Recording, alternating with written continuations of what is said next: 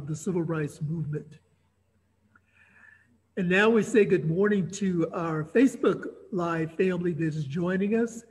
And we also say good morning to our YouTube family. Through the expansion of our technology team, we are now broadcasting on YouTube. Oh, freedom. And we invite you to like our YouTube page. And you access it by typing in CSL space Monterey, CSL space Monterey. And this will take you to our YouTube page. Please like our channel because we need the likes to get to our certain number. And so this morning, we are concluding the annual celebration of Black History Month, which takes place in the month of February of every year. But let us be mindful, as I said last Sunday, that Black history is American history.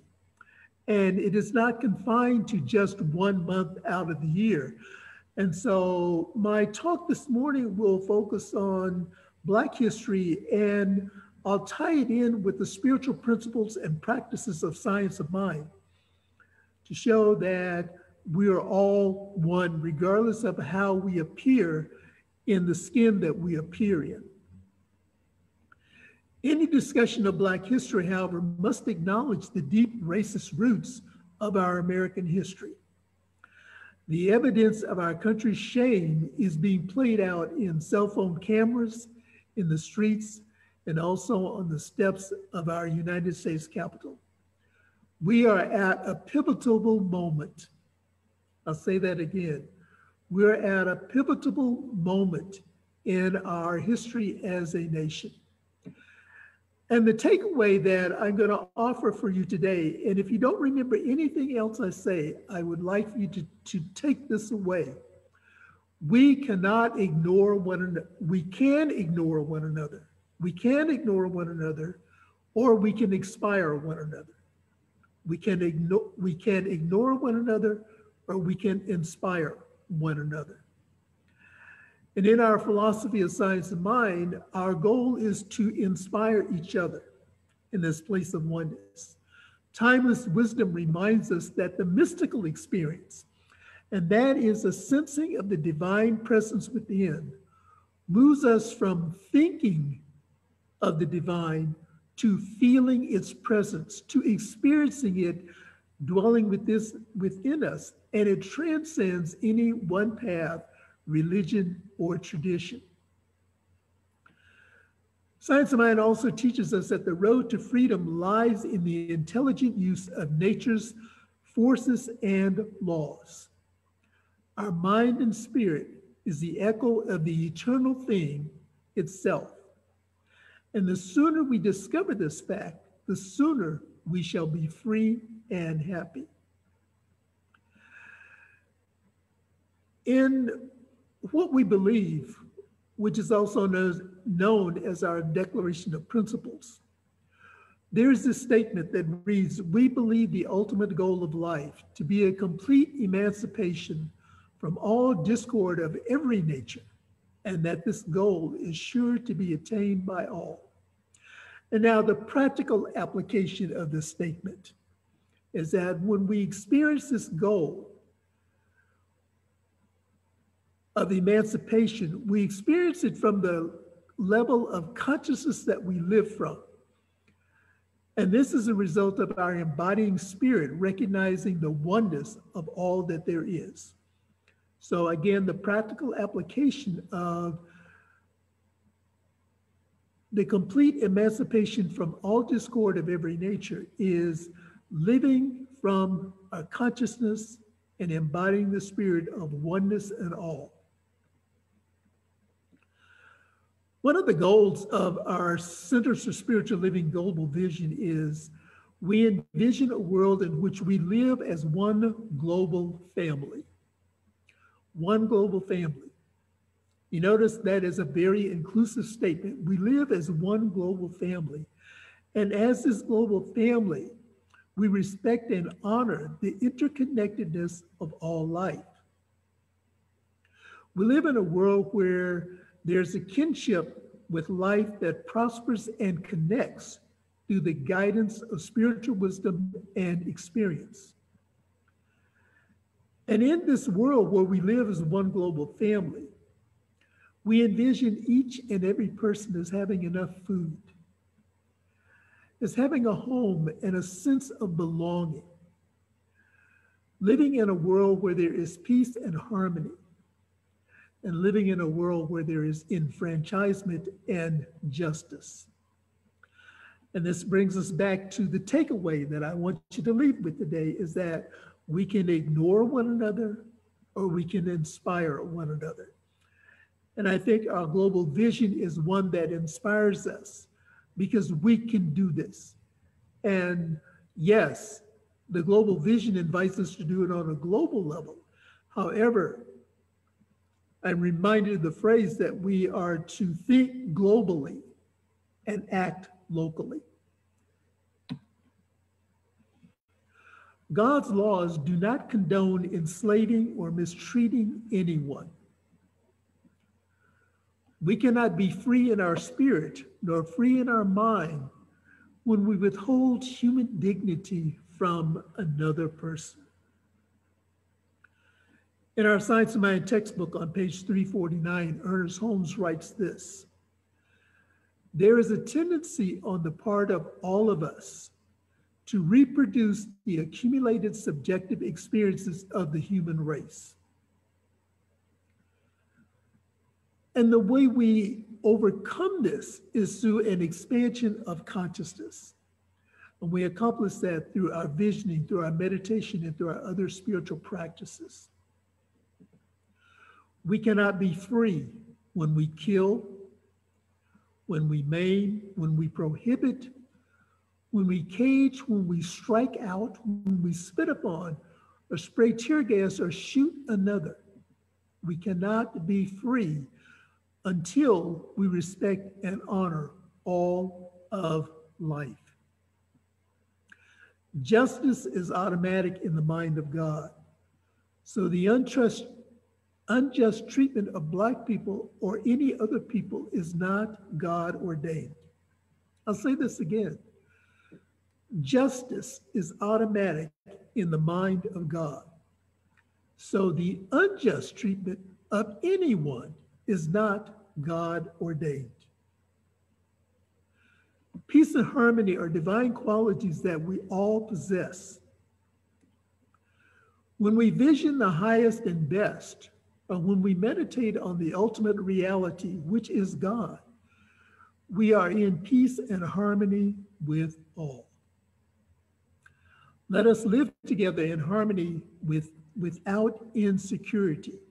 We truly can live in harmony without insecurity. Harmony can come through the acceptance of someone or something more than we have always done or known. And I'm reminded of the expression or the response when oftentimes when we're introducing change or bringing forth a new idea, someone will say, well, we tried that before and it didn't work. Yes, we may have tried it before and it didn't work. However, the invitation is to look at this through new eyes, to look at it through a new experience of consciousness, to be aware that we have expanded. Yes, it may not have worked at the time we attempted it. However, we have grown in consciousness. And so the opportunity is to produce something in harmony that does no hurt or no harm to anyone. Peace and harmony can come through opening up in dialogue that is inclusive of everyone's dignity. And remember last week I spoke of connections. And in connections and in conversations, we invite each other into the conversation. We call each other into conversation rather than calling another out to embarrass or punish them for what they said or did. there's a difference here, and I want you to get this difference. We call another into conversation rather than calling another out for the purpose of embarrassment or punishment for what they said or did. Being called into conversation allows us to discover the hurt and the pain caused by a lack of knowledge or a lack of understanding of the experiences of another. This is a great example of intent versus impact.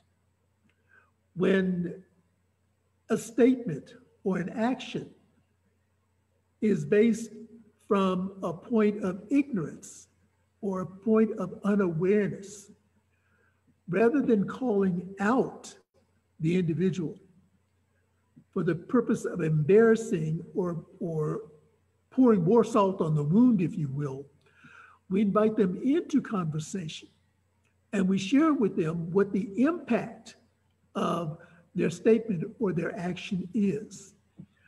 And in those conversations, I submit to you that the intent shifts and the awareness shifts, and we all grow together from that experience.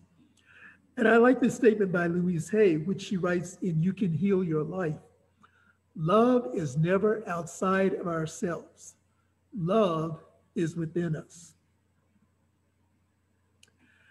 And so our call to action today is rather lengthy. And I am going to ask that it be included in our monthly e-newsletter that goes out tomorrow. So I would like for you to be able to focus now rather than attempt to take notes or put it in the chat. And I know sometimes things go in the chat and I save it and then I forget where I've saved it and I can't find it. So I would like for us to just be mindful of the offerings, and then they will be in print for you to use. Freedom has not always been associated with people of African descent. However, as people of faith, we can bring about a change. And that change begins with forgiving ourselves for the times that we did not choose love. It will free us to love more.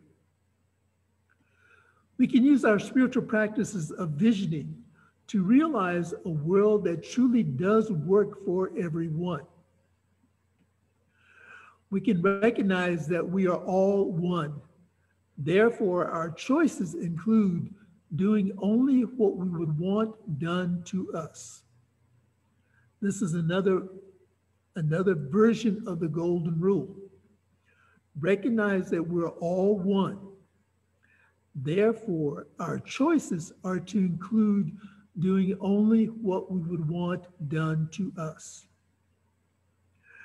Remember, I shared earlier that most of the accomplishments by African Americans have been intentionally left out of our history books.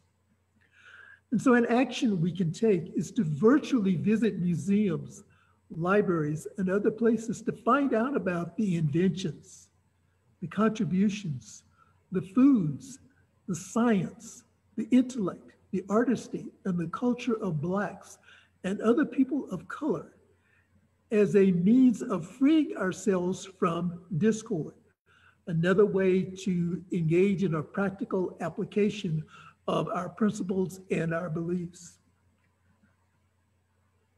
We can practice compassion. Compassion is one of the principles of oneness. Compassion is claiming the same goods for others that we accept for ourselves. Another way of stating the golden rule. We claim the same good for others that we accept for ourselves. And I don't know about you, but I am at a stage in my life where I don't shortchange myself for anyone or anything. And so that which I accept for myself has to be in alignment with what I accept for others. This is a practice of compassion.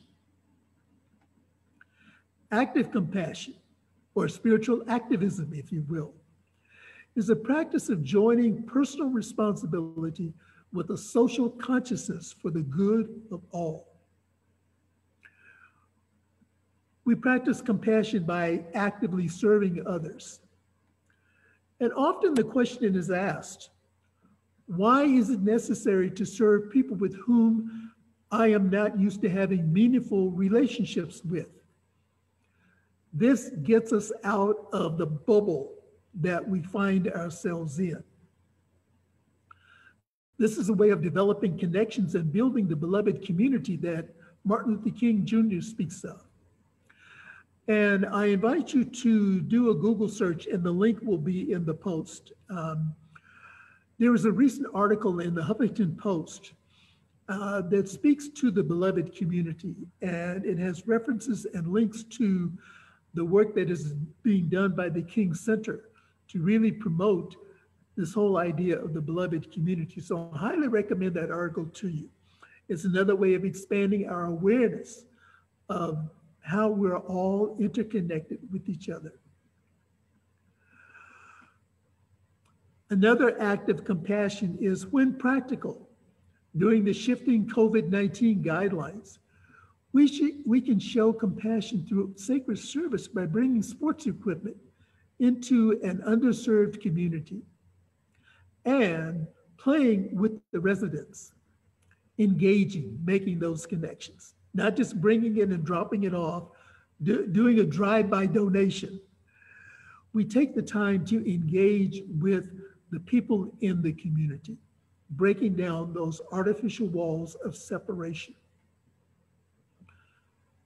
Another act of compassion is offering an activity like teaching art or teaching writing or reading to children and seniors. You know, a lot of emphasis is on children, and there's not a lot of emphasis on our seniors in all communities that are underserved in a myriad of ways. Another act of compassion, another call to action, if you will, is to bring books by Black authors and other writers of color into underserved Black and other minority communities. Remember, it's impossible to uplift others and not be uplifted ourselves. One of my teachers used to use the example of perfume, and she would say, you cannot put perfume on yourself without getting some on the other. And we know in those times prior to COVID-19, if someone was wearing a heavy fragrance and we embrace that individual, or sometimes if we just pass by them, the aroma could be embracing or it could be off-putting. But as we uplift one another, we uplift ourselves. In our Friday newsletter, I indicated a list of resources. And included in these resources are books by several young Black authors. I'm really inspired by the upcoming youth generation, the generation that you don't see in the media, a generation of people of high consciousness that is emerging on the scenes, that are truly making a difference, creating this world that works for everyone. These can be gifted to a community center or to a learning center. Again, our takeaway for today, we can ignore one another or we can inspire one another. And as Louise Hay states again, love is never outside of ourselves. Love is within us. And so in conclusion, I invite us to remember this. The meaning that we assign to anything turns into the filter through which we view the world. The meaning that we assign to everything turns into a filter through which we view the world. This filter impacts our beliefs, our actions, our behaviors, and our habits. When we learn to take control of the meaning that we assign to events and circumstances, we become the authors of our own stories. We tell our own story. We do this by taking control of the meaning that we assign to events and circumstances in our lives.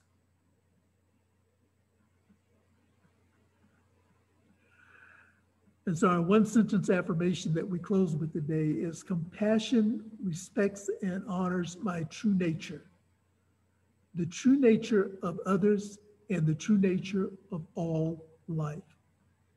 Compassion respects and honors my true nature, the true nature of others and the true nature of all life. Let us pray together. And so this morning we gather in the name of the one source, the one power, the one all prevailing presence that I call God. And this energy, this presence, this power is known by many names, and it is traveled to along many paths, all leading back to remembering that we are one. It is with gratitude that I bless our time together. I bless this service. I bless the spiritual community known as the Monterey Center for Spiritual Living. And I bless spiritual communities and other places where people are gathering along the path, remembering oneness, remembering wholeness, remembering dignity, remembering inclusion, remembering a consciousness of oneness, where we are all one in the Spirit. I bless those prayer requests that we hold in our hearts, and those that may have been spoken to a confidant, to a practitioner, to a minister, to a counselor, to a coach, wherever we feel safe expressing those deep desires of our heart. And I know that whenever the desire is expressed, whether it is expressed verbally or whether it is brought to consciousness, it is brought to mind, the answer of this loving presence, the answer of God is always yes. The universe says yes to whatever request we place into it. And so we are reminded to be mindful of what it is that we ask for. Because as someone has said, be careful what you ask for, you just might get it. And so we ask in accordance and in alignment with the spiritual truth that we know to be for ourselves, for our highest good and the highest good of everyone that is concerned. I bless those who are facing health challenges or health opportunities. You know, sometimes we like to dress things up and call it a health opportunity. If I'm sick, I'm sick. That's not an opportunity. And I just want to be well. And so I'm blessing everyone who is experiencing illness or a dis-ease of any sort, declaring wellness and wholeness and peace of mind and unity and oneness with spirit. For all other transitions that are taking place in our life, that transition that brings joy, that transition that brings sorrow, that transition that brings mystery, that transition that invites us into the majesty of what is yet to be revealed. I bless it, declaring it good and very good. And so for this and so much more, I am eternally grateful, releasing this word into the activity and the action of the law. I just allow it to be so. And I invite us to say together, and so it is.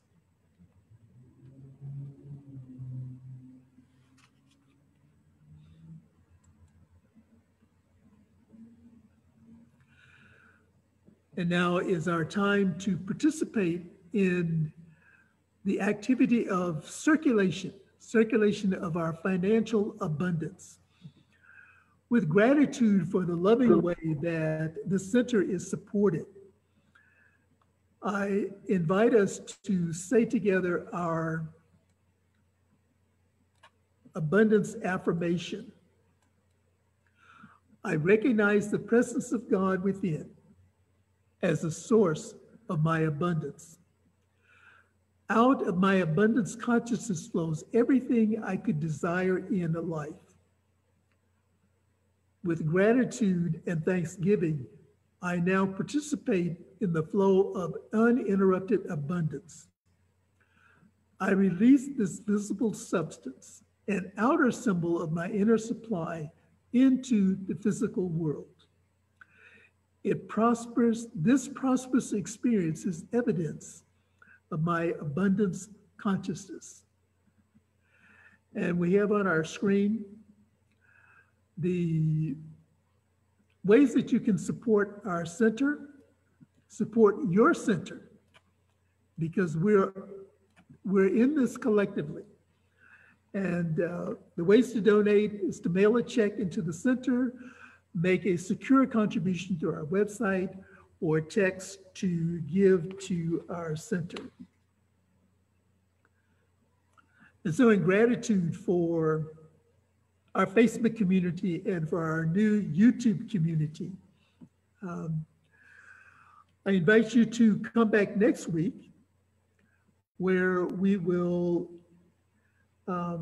begin a new series, Open to Possibilities, and also kick off the celebration of Women's History Month, Open to New Possibilities. And the message will be Living in the Question, a Higher Idea. So thank you and good morning to our Facebook and our YouTube family. We appreciate you, we love you, and we thank God for you.